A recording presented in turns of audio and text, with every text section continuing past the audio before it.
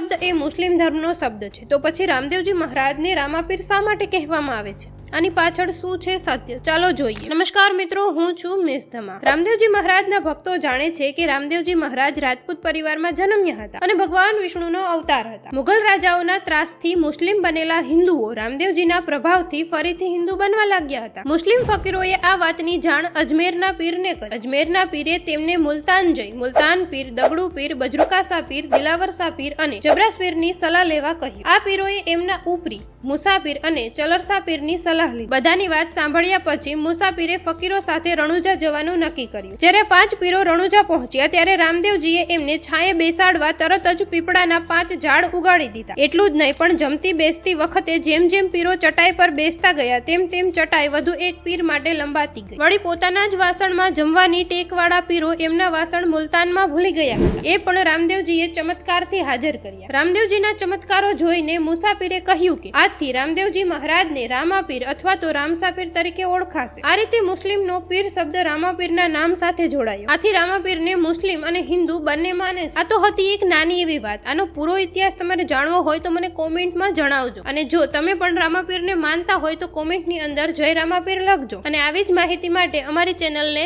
Subscribe કરવાનું ભૂલશો નહીં.